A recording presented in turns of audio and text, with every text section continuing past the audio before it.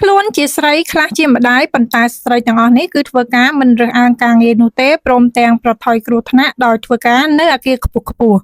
មនុស្សភាគច្រើនក៏សម្គាល់ឃើញអគារទាំងនេះនៅពេលដែលវាថ្មីស្អាតនិងទើបតែលាបថ្នាំថ្មីប៉ុណ្ណោះប៉ុន្តែពួកគេកម្រនឹងនឹកគិតដល់មនុស្សដែលធ្វើការនៅផ្នែកខាងក្រៅអគារណាស់នៅតាមទីក្រុងធំមួយចំនួនរបស់ប្រទេសចិនកម្មករដែលធ្វើការដោយប្រើខ្សែពួរភ្ជាប់ខ្លួនចំណាយពេលរាប់ម៉ោងភ្ជួរខ្លួននៅកម្ពស់រាប់សិបម៉ែត្រពីដីនៃអគារខ្ពស់ទាំងអស់នេះដើម្បីជួសជុលស្នាមប្រេះនិងជួសជុលជញ្ជាំងដែលខូចខាតខណៈពេលដែលជីវិតប្រចាំថ្ងៃរបស់អ្នកទីក្រុងផ្សេងទៀតនៅតែដំណើរការធម្មតាអ្វីដែលទាក់ទាញចំណាប់អារម្មណ៍របស់មនុស្សជាច្រើននោះគឺកម្មករទាំងអស់នេះគឺកម្មករខ្លះគឺជាស្ត្រីដែលកំពុងធ្វើការនៅកម្ពស់ខ្ពស់ពីលើដងផ្លូវពួកគេអង្គុយលើក្តារបន្ទះដ៏តូចចង្អៀតនិងភ្ជួរខ្លួន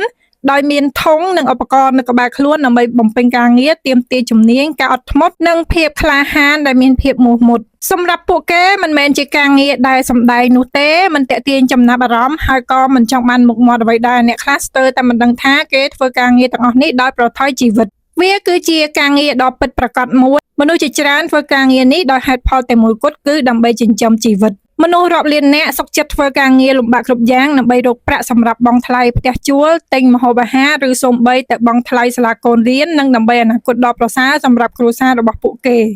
ទីក្រុងនានាអគារថ្មីត្រូវបានសាងសង់និងថែទាំដោយមនុស្សដែលយើងមិនដែលស្គាល់ឈ្មោះជួនកាលការរកស៊ីចិញ្ចឹមជីវិតគឺដោយសុចរិតទាមទារឲ្យមានភាពក្លាហានច្រើនជាងអ្វីដែលមនុស្សភាគច្រើនបានដឹងការងារនេះសូម្បីតែស្ត្រីក៏បានប្រថុយជីវិតដើម្បីធ្វើការងារដើម្បីមើលថែទាំអគារ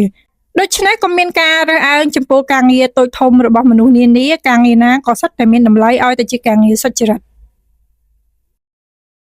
ហេតុអ្វីបានជាអ្នកចិញ្ចឹមត្រីបោះដុំទឹកកកធំចូលទៅក្នុងអាងដែលពោរពេញទៅដោយត្រីទង្វើនេះមើលទៅហាក់បីដូចជាចម្លែកប៉ុន្តែតាមពិតទៅវាគឺជាផ្នែកមួយនៃការគ្រប់គ្រងប្រព័ន្ធចិញ្ចឹមត្រីដែលមានដង់ស៊ីតេខ្ពស់ការចិញ្ចឹមត្រីច្រើនក្បាលនៅក្នុងអាងតែមួយដែលបានកំណត់កសិដ្ឋានចិញ្ចឹមត្រីនៅកួងស៊ីប្រទេសចិនចិញ្ចឹមប្រភេទត្រីទឹកសាបដែលមានគុណភាពខ្ពស់ដែលហាក់បីដូចជាការចិញ្ចឹមនៅអូស្ត្រាលីនិងកាលីហ្វ័រញ៉ានៅក្នុងអាងរាងមូលរាប់រយក្បាលនៅថ្ងៃដែលមានអាកាសធាតុស្ងួតក្តៅការដាក់ទឹកកកគឺអាចជួយកាត់បន្ថយសីតុណ្ហភាពទឹកនិងកាត់បន្ថយភាពតានតឹងរបស់ត្រីម្យ៉ាងទៀតទឹកដែលមានសីតុណ្ហភាពត្រជាក់ជាងអាចរក្សាអុកស៊ីសែនបានច្រើនជាងដែលជាកត្តាសំខាន់បំផុតនៅពេលដែលមានត្រីរាប់ពាន់ក្បាលរស់នៅក្នុងអាងតែមួយទឹកសាបត្រូវបានបង្ហូរចូលជាប្រចាំតាមរយៈបំពង់ PVC ខណៈពេលដែលប្រព័ន្ធបញ្ចូលខ្យល់ជួយរក្សាកម្រិតអុកស៊ីសែនឲ្យខ្ពស់និងជួយរុញច្រានកាកសំណល់ឆ្ពោះទៅកាន់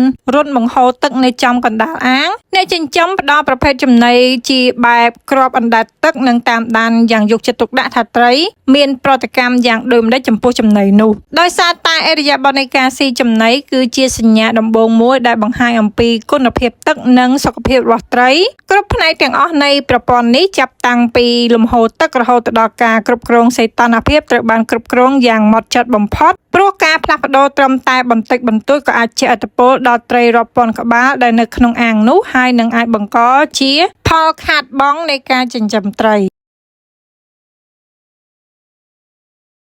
អ្នកធ្លាប់ឆ្ងល់ទេថាតើគេត្រូវធ្វើដូចម្តេចដើម្បីផ្ដល់ចំណីដល់ក្រពើរាប់រយក្បាលជារៀងរាល់ថ្ងៃនៅកសិដ្ឋានចិញ្ចឹមក្រពើមួយកន្លែងនៅក្នុងខេត្តកួងស៊ីប្រទេសចិនចម្លើយមិនមែនជាសាច់មាន់ទាំងមូលឬសាច់ដែលមានតម្លៃថ្លៃនោះទេផ្ទុយទៅវិញកម្មករបានប្រើប៉ែលដើម្បីចាក់ក្បាលមាន់រាប់ពាន់ក្បាលចូលទៅក្នុងអាងក្រពើក្បាលមាន់ទាំងនោះទទួលបានមកពីរោងចក្រកែច្នៃសាច់មាន់ដែលធ្វើឲ្យពួកវាក្លាយជាផលិតផលបន្តបន្សំដែលមានតម្លៃទាបប៉ុន្តែមានប្រយោជន៍កន្លែងចិញ្ចឹមក្រពើនេះគឺប្រើវិធីសាស្ត្រដ៏មានប្រសិទ្ធភាពមួយក្នុងការកាត់បន្ថយការចំណាយខណៈពេលដែលការប្រើប្រាស់ធនធានចំណីដែលមានស្រាប់នោះក្បាលមាន់នៅមានផ្ទុកដូចជាប្រូតេអ៊ីនខ្លាញ់កាល់ស្យូមនិងជាលកាភ្ជាប់ផ្សេងៗដែលក្រពើអាចរំលាយបានដោយសារតែក្រពើគឺជាសត្វស៊ីសាច់ដែលស៊ីអ្វីៗគ្រប់យ៉ាងដែលវារកបានតាមធម្មជាតិរបស់ពួកវាគឺវាស៊ីផ្នែកជាច្រើននៃសាច់ដូចជាស៊ីសាច់សុទ្ធឬក៏ស៊ីដូចជាក្បាលមាន់នេះជាដើមកសិដ្ឋានធំតែងតែពឹងផ្អែកទៅលើផលិតផលបន្តបន្សំពីសត្វដូចជាគ្រឿងក្នុងមាន់និងផ្នែកមួយចំនួនរបស់សត្វដើម្បីបំពេញតម្រូវការអាហារូបត្ថម្ភរបស់សត្វព្រមទាំងរក្សាការចំណាយឲ្យនៅកម្រិតទាប